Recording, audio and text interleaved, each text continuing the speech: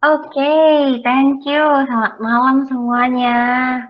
Wah, aku belum bisa melihat wajah-wajahnya ada di kamera, tapi aku bisa melihat dengan mata imanku. Jadi kalian juga, terima kasih yang sudah mau open cam dan mau menunjukkan. Aku percaya dengan iman aku melihat bahwa teman-teman mempersiapkan diri dengan baik. Waktu aku men-sharingkan apa yang aku dapati dan aku renungkan lebih dulu, ini nggak jadi pengantar tidur, tapi benar-benar menjadi uh, support dan hal yang bisa membangunkan iman kita sama-sama. Nah, tema di bulan ini adalah kayak gereja, esensi gereja. Kemarin juga minggu lalu kita belajar tentang gimana gereja dalam komunitas gitu. Jadi setelah belajar esensi kita tahu apa itu gereja, gereja tuh yang seperti apa, yang benar kayak gimana. Nah, di minggu ini kita belajar tentang kesatuan dalam gereja.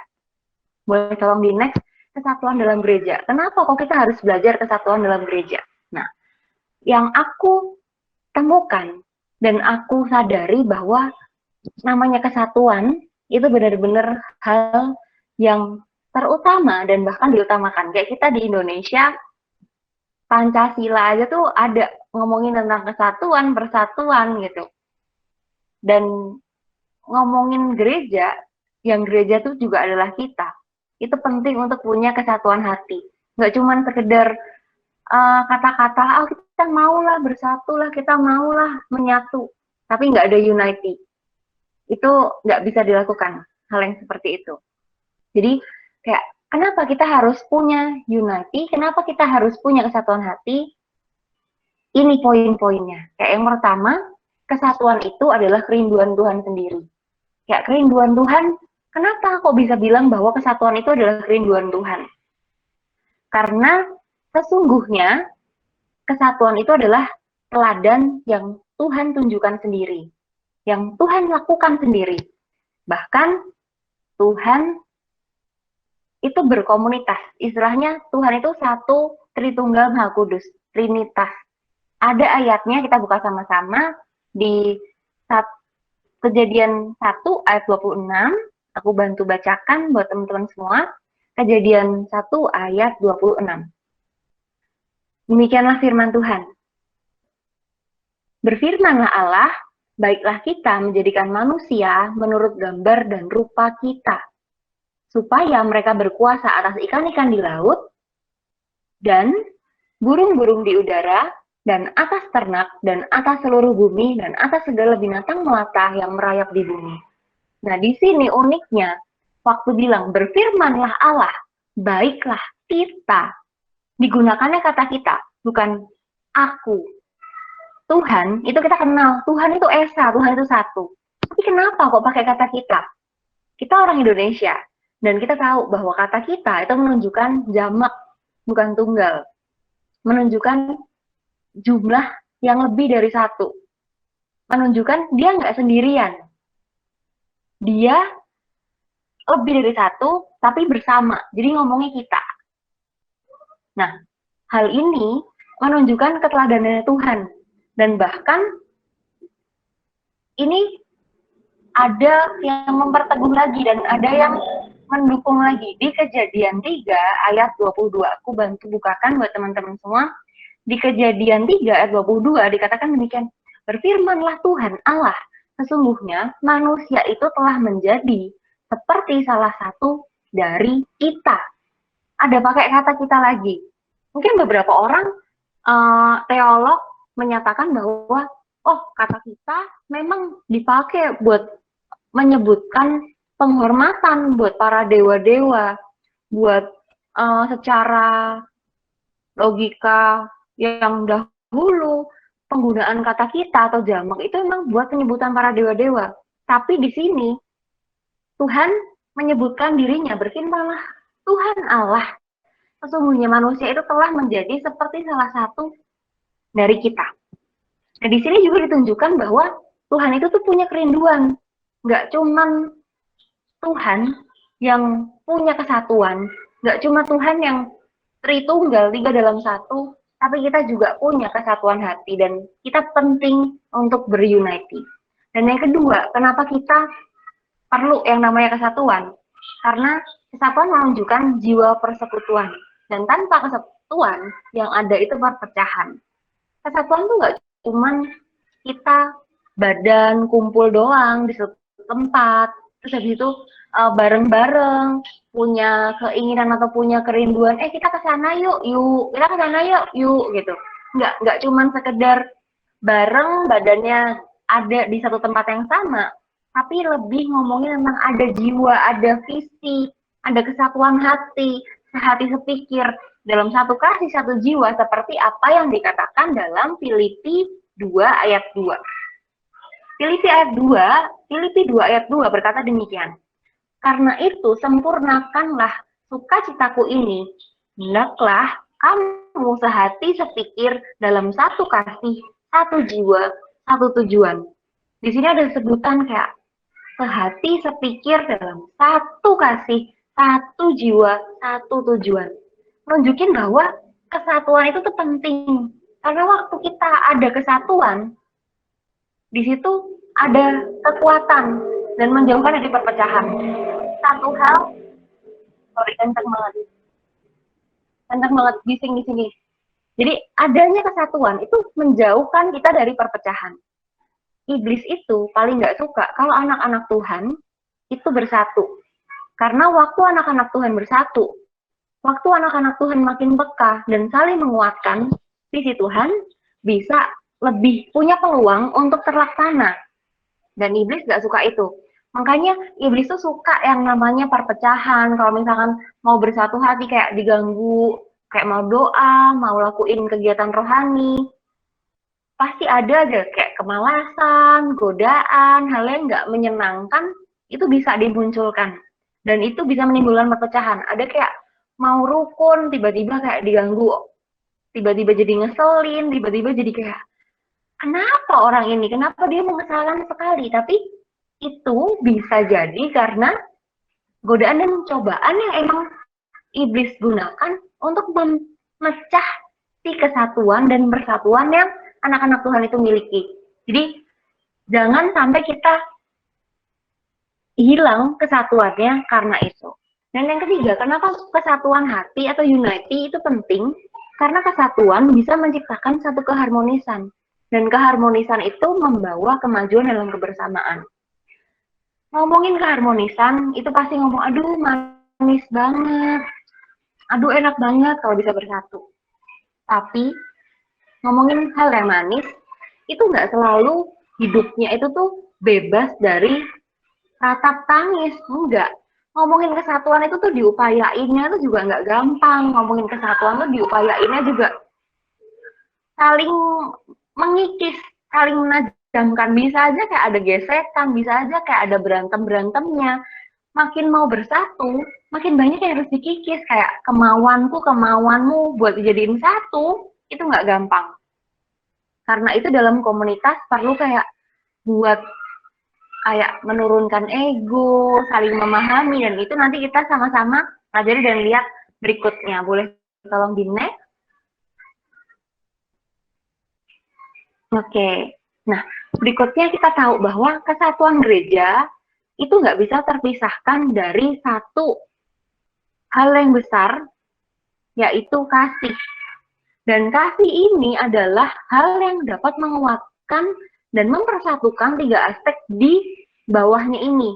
Karena sebagaimana kita tahu ya, kita itu manusia beda-beda. Punya karakter beda, sikapnya beda, latar belakang keluarga yang beda-beda. Keberagamannya itu ada, dan justru sebenarnya itu yang bisa mempersatukan kita. Perbedaan-perbedaan yang ada itu harusnya kita gunakan untuk saling memperlengkapi satu sama lain, saling menajamkan dan memperkuat visi yang Tuhan udah kasih. Jadi kalau kita punya keberagaman dan kita tuh sadar kita tuh unik, waktu kita punya kasih, kita bisa diikatkan oleh kasih itu dan kita bisa bersatu menjadi satu kesatuan. Dan yang berikutnya, ngomongin tentang keberagaman, kita nggak mungkin bisa disatukan kalau kita merasa lebih tinggi daripada yang lain. Makanya perlu dimiliki kasih supaya kita tuh sadar, oh waktu ada kasih, ada pengikat, ada kesetaraan. Nah makanya di dalam gereja, di dalam komunitas yang benar, di dalam komunitas yang baik juga, banyak yang menggunakan cara kepemimpinan majemuk atau kepenatuaan. Jadi memimpin secara kebersamaan, nggak sendirian, nggak merasa, oh dia itu paling jago, dia itu paling hebat, dia itu yang paling wow, dia itu yang paling superior, nggak kayak gitu. Jadi yang ada adalah kita perlu untuk punya rasa aku itu setara sama dia. Aku tidak lebih tinggi daripada si A, si B, si C. Karena waktu ada merasa lebih tinggi, yang ada merasa dirinya lebih baik dan maunya diutamain. Tuhan nggak pernah ngajarin itu. Dan waktu kita lakukan itu, kita sesungguhnya kehilangan kasih. Dan waktu kita kehilangan kasih, kita nggak akan pernah bisa match dan nemu dan sampai ke kesatuan gereja itu sendiri. Yang ketiga, aspek yang lain yang perlu kita sadari dan kita miliki, kalau kita mau ngomongin kesatuan gereja dan pasti mau utamain kasih, itu yang ada nanti aspek berikutnya adalah keselarasan. Waktu kita bisa ada kasih, waktu kita sadar kita beragam, waktu kita sadar, oh aku mau nggak memegahkan diri, aku mau tetap bisa saling menyadari bahwa kita tuh sama, itu bisa selaras, senada, seirama. Ngomongin senada, selaras atau seirama, itu tuh nggak selalu sama. Pemikirannya bisa tetap beda, bisa. Karena bersama nggak harus sama. Kayak misalkan anggapannya tuh kaki itu kan dua kiri dan kanan ya. Dua kaki itu dua pijakan yang berbeda. Majunya itu nggak selalu sama, tapi beriringan kak. Jalan kanan kiri gitu kan. Nggak bareng-bareng gitu. Kalau bareng-bareng gitu kan loncat kan kayak vampir kan. Kan kita nggak begitu. Kita kan jalan kan satu langkah, satu langkah, satu langkah. Itu nggak selalu sama.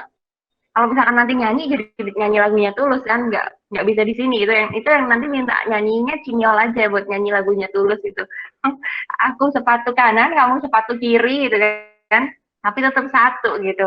Nggak selalu sama, memang kita tuh diciptakan tidak selalu sama, tapi justru waktu kita sadar dan ada kasih yang mengikat kita, ada keselarasan yang bisa dibangun, kita sadar, oh kita punya tujuan yang sama, kita bisa mengarah ke arah yang sama, dan itu untuk kepentingan bersama. Nah, secara keseluruhan, itu tadi juga dijelaskan dalam Filipi 2 ayat 2 sampai Filipi 2 ayat 4. Aku bantu bacakan. Karena itu sempurnakanlah sukacitaku dengan ini, hendaklah kamu sehati sepikir dalam satu kasih, satu jiwa, satu tujuan. Nah ini berarti kayak tiga aspek ini dibangun kan ya. Satu kasih, satu jiwa, satu tujuan. Sama kayak tadi, kayak ngomongin penting loh satu kesatuan itu. Nah, dengan tidak mencari kepentingan sendiri atau pujian yang sia-sia. Sebaliknya, hendaklah dengan rendah hati yang seorang menganggap yang lain lebih utama daripada dirinya sendiri. Nah, ngomongin yang dirinya itu nggak menganggap dirinya lebih tinggi, bahkan menganggap orang lain lebih utama. Nah, di sini butuh tuh yang namanya kesetaraan, nggak memegahkan diri, nggak ngerasa, aku tuh jago loh, aku tuh lebih wow daripada kamu.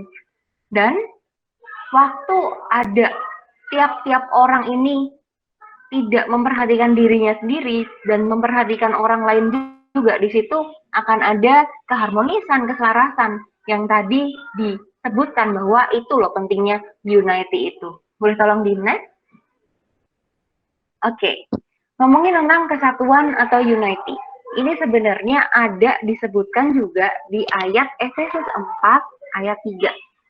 Yang bunyinya demikian. Efesus 4 ayat 3. Dan berusahalah memelihara kesatuan roh oleh ikatan damai sejahtera. Jadi roh itulah yang mengikat kita. Roh Kuduslah yang menuntun kita untuk bisa punya kesatuan hati atau unity. Kalau kita ngomongin tentang kedagingan, aduh, nggak mungkin yang namanya kita itu bisa bersatu. Karena apa? Yang ada kalau kita mau ngutamain kedagingan, yang ada egois. Karena kayak, aduh dia tuh nyebelin, dia itu nggak ngenakin cara ngomongnya. Ada aja yang bisa ngebuat kita melihat sisi negatif dari orang lain. Dan itu justru yang bisa dipakai sama si iblis itu untuk memecah kita dan menjauhkan kita dari yang namanya kesatuan atau unity. Nah, Roh Kudus, roh itu mengikat kita dalam kesatuan, ikatan damai sejahtera. Tapi Roh Kudus nggak pernah memaksa kita. Ia nggak menyurupi kita. Ia memang memenuhi kita. Tapi setelah itu kebebasan kita. Kita mau denger yang mana? Kita mau pilih yang mana? Kita mau bersatu atau kita mau bercerai aja? Kita mau terpisah atau mau ada dalam kesatuan hati?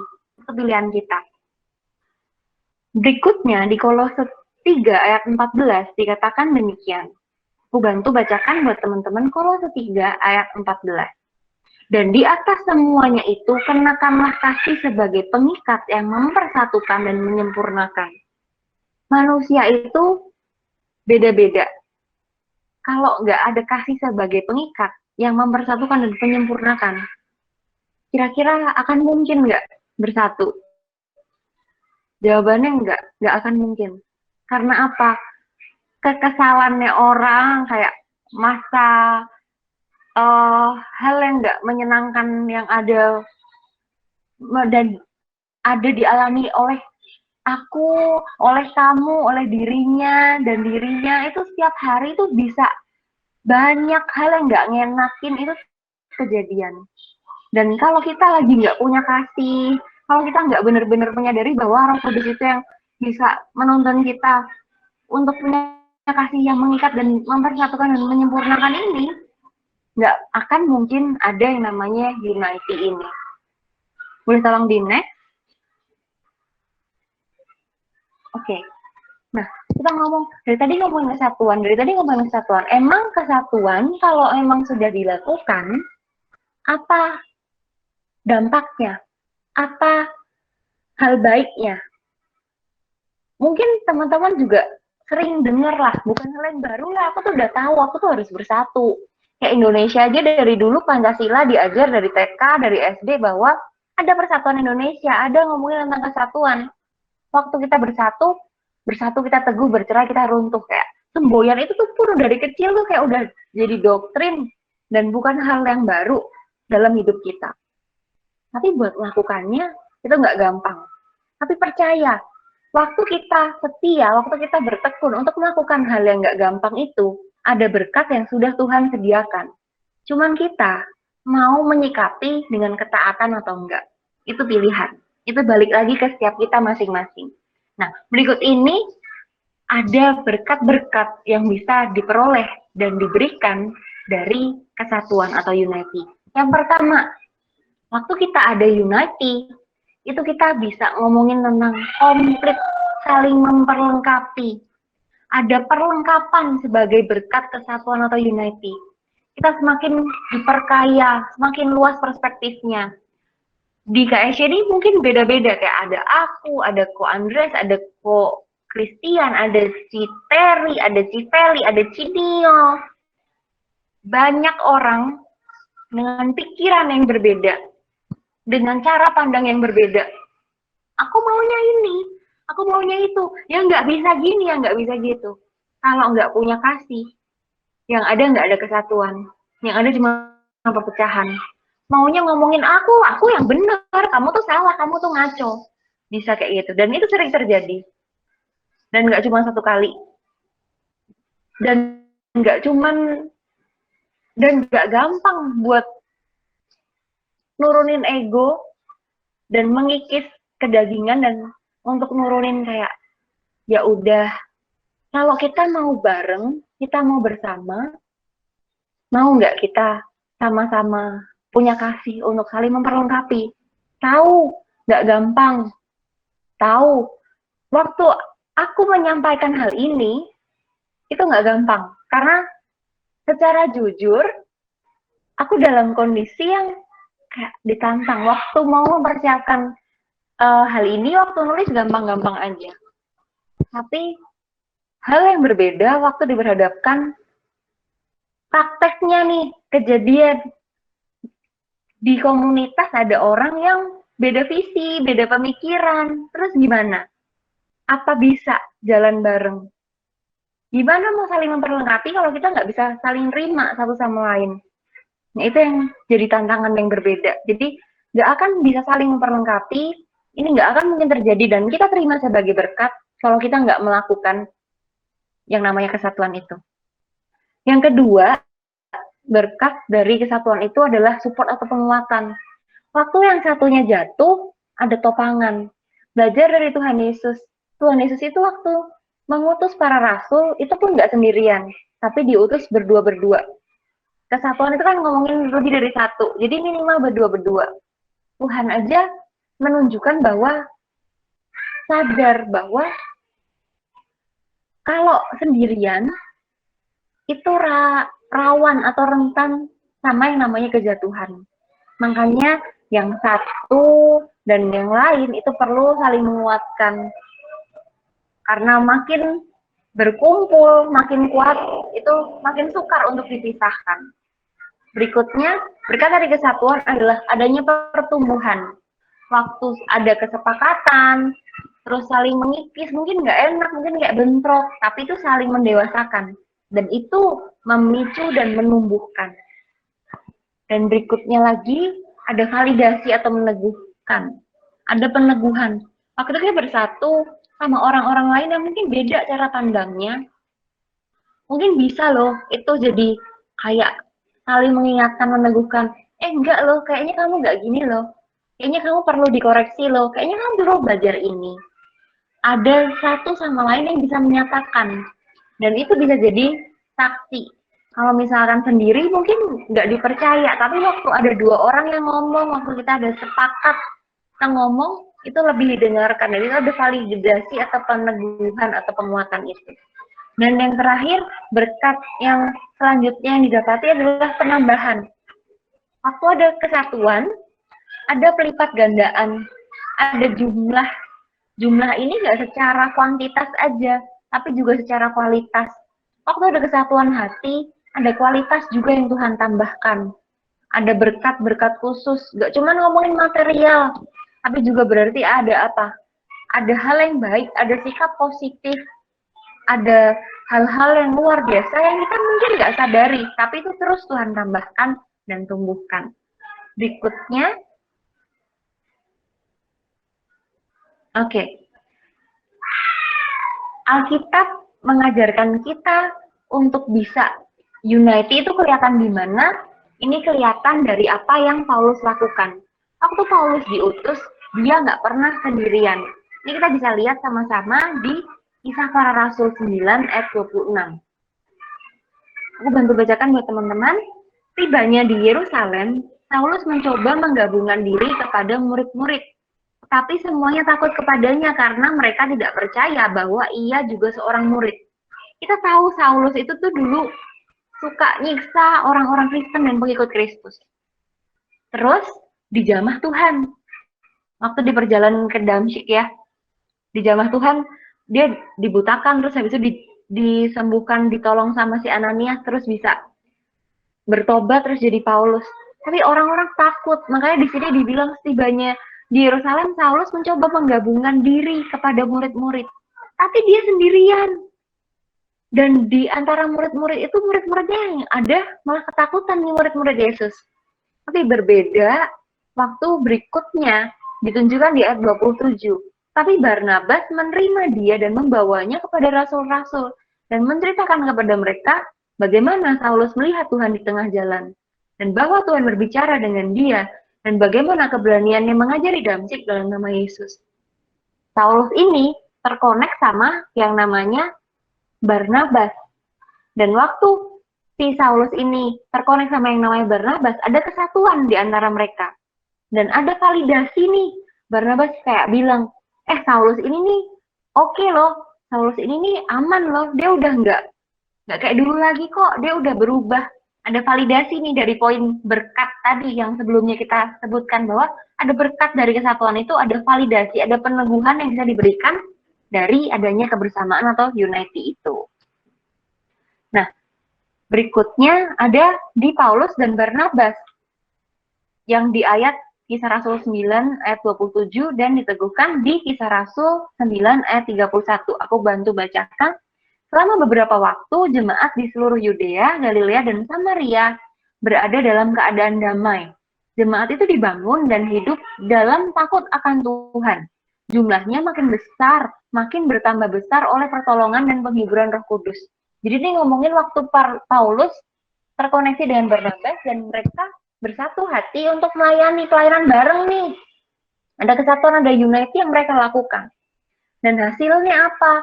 Hasilnya ini, jemaat ditambahkan, orang yang percaya sama Tuhan, itu makin besar dan makin banyak. Kita harusnya juga kayak gitu. Waktu kita benar-benar bisa bersatu hati, kita unity, ada loh dampak yang bisa dilakukan dan itu lebih besar. Yang nggak akan mungkin bisa dilakukan kalau cuma sendirian. Dulu misalkan ya, cara nyatanya, mungkin dulu Ko Andres pelayanan, tapi dia sendirian. Dampaknya mungkin nggak sebesar sekarang, waktu dia bisa dikumpulin, Tuhan bukain jalan untuk bisa melayani di satu komunitas, komunitas sahabat Yesus. Dibantu sama teman-teman banyak banget, ada Cici Terry, ada Cici Feli, ada Cici Nil. Dan dampaknya bisa nyentuh banyak orang yang mungkin belum pernah kenal Tuhan, tapi dari pelayanan medsos, dari pelayanan komunitas itu boleh kenal Tuhan, dan bahkan itu bisa menjangkau yang nggak cuma di Jakarta doang, nggak cuma di wilayah kecil doang, tapi Tuhan bukakan dan Tuhan perluas kapasitas pelayanannya. Bahkan ada teman-teman kita juga yang ada di Malaysia dan boleh terjamah dari pelayanannya komunitas sahabat Yesus. Itu luar biasanya Tuhan, dan itu hanya bisa terjadi sebagai berkat dari adanya kesatuan hati. Itu bukti nyatanya, yang bahkan aku lihat bahwa wow, Tuhan begitu luar biasa loh Tuhan, waktu ada kesatuan hati di satu tempat, itu loh nyatanya bahwa ada pertumbuhan, ada hal yang bisa Tuhan nyatakan.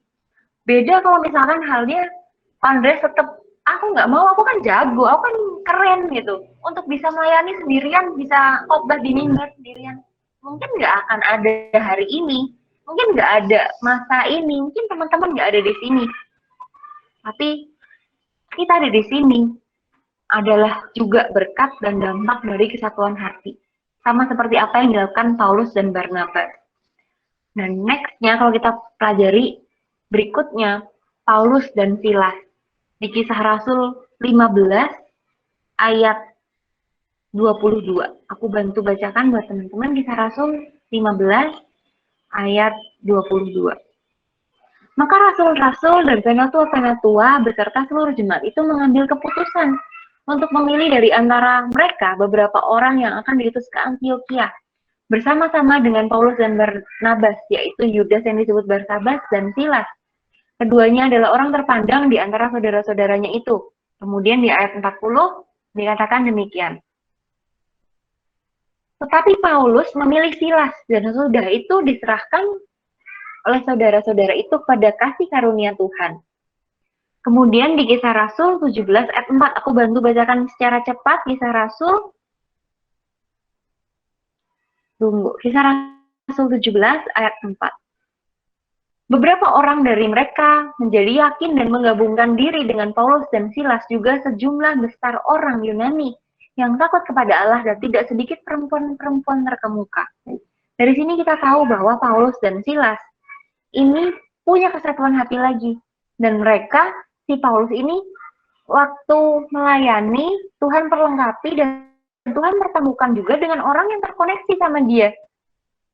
Dan perkara-perkara besar yang mungkin nggak dia sadari bisa dibukakan, diperluas tempat pelayanannya dari adanya orang-orang yang mau juga kayak, oh dia udah melayani, terus aku juga mau melayani, kita sama-sama yuk melayani.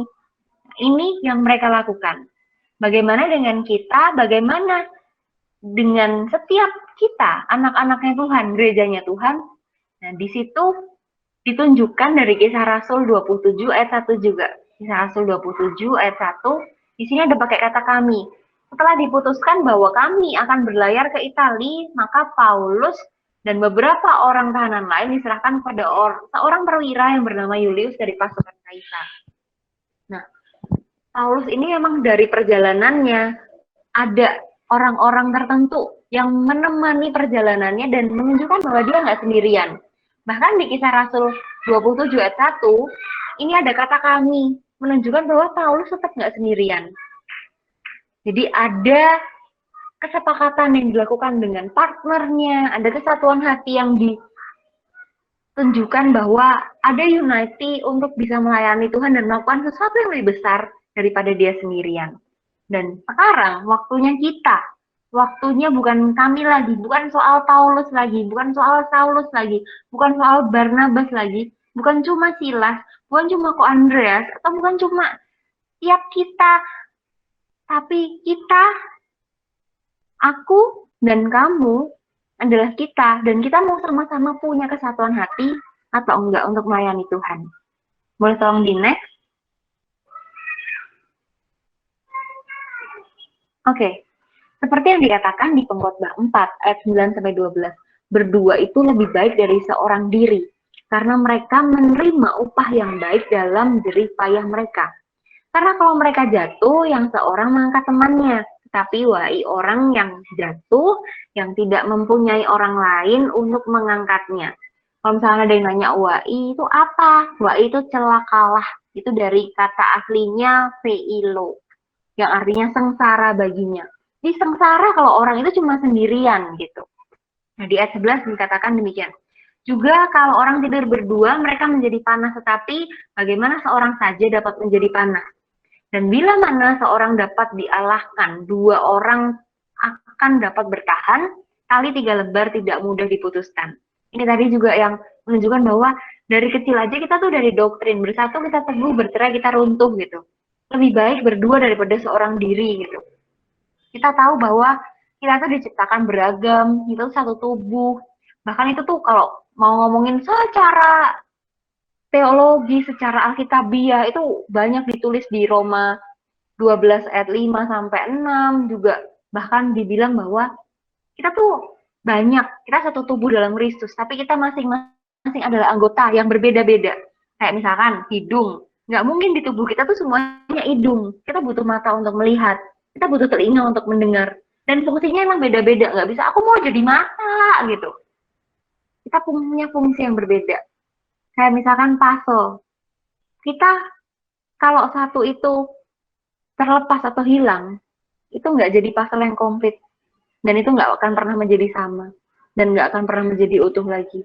Jadi, kalau kita punya kesempatan untuk punya kesatuan hati bersama dengan orang-orang yang sudah Tuhan tempatkan, ya apa yang jadi respon kita? Apakah kita mau menjawab ya buat apa yang Tuhan ingini itu? Ataukah kita tetap mau kerasin hati? Aku harap kita sama-sama mau menyadari dan introspeksi secara dewasa bahwa memang nggak gampang ngomongin kesatuan hati. Kalau ngomongin banyaknya perbedaan, kalau ngomongin banyaknya hal-hal yang bisa jadi pertikaian, bisa bikin cekcok, itu nggak gampang. Dan bahkan ngomongin tentang kesatuan, itu banyak anggota dalam satu komunitas. Banyak hal juga yang bisa menjadikan kita itu terpecah. Makanya jangan sampai kita terpecah dan jangan sampai si tipu muslihat iblis itu bisa menceraikan kita. Nah berikutnya yang terakhir, boleh tolong di next. Ini yang perlu kita miliki untuk kita bisa punya kesatuan hati. Intinya adalah ada nggak komitmen yang mau kita lakukan. Dan ini ada disebutkan di Amos 3 ayat 3. Berjalankah dua orang bersama-sama jika mereka belum berjanji? Ngomongin kesatuan hati, ini perlu komitmen. Dan ngomongin kesatuan hati, ini perlu janji. Kayak mengikatkan bahwa aku mau loh, sekalipun aku kesel, sekalipun aku nggak suka, sekalipun aku nggak damai sejahtera sebenarnya, kalau nggak pakai kasih, mau nggak kita sama-sama melawan kedagingan, ngedengar apa yang Tuhan kehendaki untuk bisa kita lakukan? Maukah kita berjalan, beriringan untuk bisa mencapai tujuan yang lebih tinggi, yang lebih mulia daripada apa yang bisa kita pikirkan, dan adalah tujuan Tuhan? Itu perlu komitmen. Dan ngomongin tentang kesatuan hati, itu nggak pernah gampang. Aku harap kita sama-sama bisa punya rasa dan kerinduan untuk punya kesatuan hati ini, dan kita melakukannya karena Tuhan lebih rindu kita punya kesatuan hati. Tuhan Yesus memberkati. Kita tutup sama-sama dalam doa. Bapa dalam surga, kami mengucap syukur Tuhan, kami sudah boleh belajar tentang kesatuan hati Tuhan. Kami tahu Tuhan, untuk bisa bersatu itu nggak gampang Tuhan. Kami harus mengikis Tuhan keegoisan kami. Tapi kami Tuhan, kesatuan hati adalah kerinduan-Mu sendiri Tuhan. Kau Allah yang telah meneladankan Tritunggal sendiri dan itu kesatuan dalam Engkau Tuhan. Kami mau bersatu dalam Engkau juga Tuhan. Kami juga mau terus Tuhan bertekun Tuhan, sehati, sepikir Tuhan. Karena bersatu dan kesatuan itu menunjukkan juga keselarasan dan keharmonisan Tuhan yang Tuhan kehendaki dan inginkan. Bab ada rencana besar yang bisa tercapai dan terwujud saat kami mempunyai kesatuan hati. Tuhan, kami mau sama-sama Tuhan ke arah sana. Kami mau sama-sama ada dalam kegerakan anak muda yang cinta Tuhan, yang bisa mengobarkan apinya cintanya Tuhan. Di generasi ini Tuhan, kami nggak mau Tuhan cuma sendiri. Kami mau Tuhan untuk bisa melayani-Mu, untuk bisa bergerak buat bangsa ini. Kami tahu Tuhan, kami Kau perlengkapi, kami Kau persatukan, dan Kau terus teguhkan untuk bisa melayani dan menyenangkan hati-Mu dalam hidup kami. Terima kasih Bapa, dalam tangan-Mu kami serahkan doa dan rinduan kami. Terpuji nama Tuhan, haleluya, amin.